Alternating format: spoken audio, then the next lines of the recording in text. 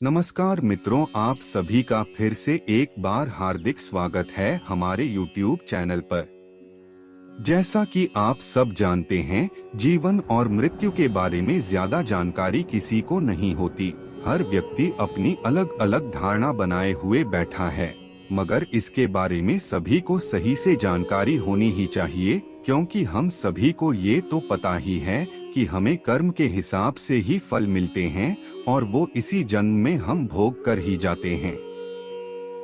अगर बात की जाए पुराणों की, तो पुराण में भी जीवन और मृत्यु के बारे में बहुत ही विस्तार से बताया गया है। गरुड़ पुराण में तो मृत्यु के बारे में बड़े ही विस्तार से बताए गए हैं।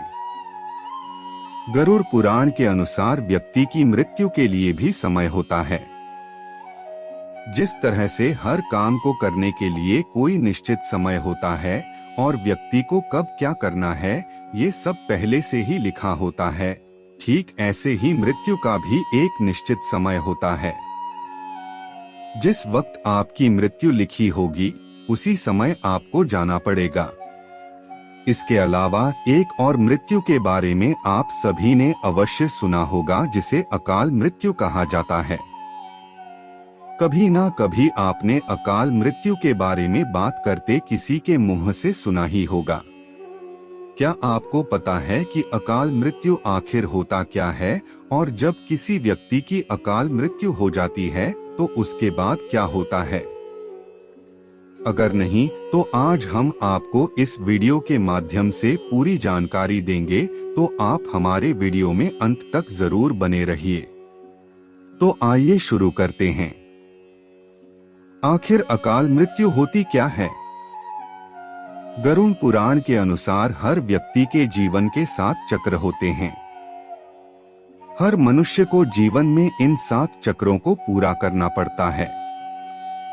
अगर कभी कोई मनुष्य इन 7 चक्रों को पूरा नहीं कर पाता, वही अकाल मृत्यु को प्राप्त करता है। जिसकी अकाल मृत्यु होती है, वह मरने के बाद भी कष्ट भोगता है। गरुड़ पुराण में अकाल मृत्यु के बारे में भी बताया गया है।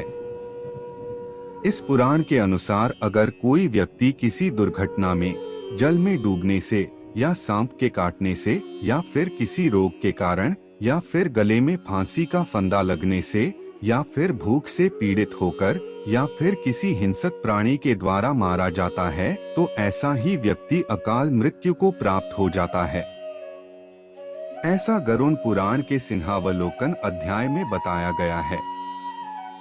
इसके अलावा बहुत से लोग ऐसे भी हैं जो आत्महत्या कर लेते हैं, लेकिन गरुड़ पुराण में उसी आत्महत्या को सबसे ज्यादा घृणित और निंदनीय अकाल मृत्यु बताया गया है। आखिर अकाल मृत्यु के बाद होता क्या है?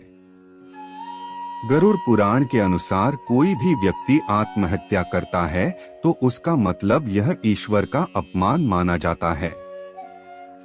वहीं जिन लोगों की मृत्यु प्राकृतिक रूप से होती है, उन लोगों को 3, 10, 13 या फिर 40 दिनों के भीतर ही दूसरा शरीर प्राप्त हो जाता है। लेकिन जो लोग आत्महत्या करते हैं, उन लोगों की जीवात्मा पृथ्वी लोक पर ही भटकती रहती है।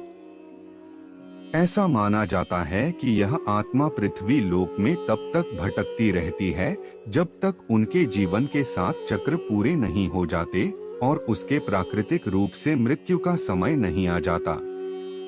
बता दे, इस अवस्था में जो जीवात्मा होती है उसे अक्ति कहा जाता है। ऐसे में उस आत्मा को ना तो स्वर्ग की प्राप्ति होती है और ना ही नरक की। जिन आत्मा की मृत्यु अकाल तौर पर होती है, उन्हें सुख, भूख, प्यास, संभोग, क्रोध, दोष, वासना, राग आदि की पूर्ति के लिए अंधकार में ही भटकते रहना पड़ता है। ये आत्मा तब तक अंधकार में भटकती रहती है जब तक उस आत्मा का परमात्मा के द्वारा निर्धारित जो जीवन चक्र होता है वो पूरा नहीं हो पाता। जब वो चक्र पूरा हो जाता है, तब उस आत्मा को मुक्ति मिल जाती है। तो दोस्तों, अगर आपको हमारी जानकारी पसंद आई है तो इसे अपने परिवार और दोस्तों के साथ शेयर जरूर करें और चैनल को सब्सक्राइब भी कर लें, ताकि आपको इसी तरह जानकारी मिलती रहे। धन्यवाद।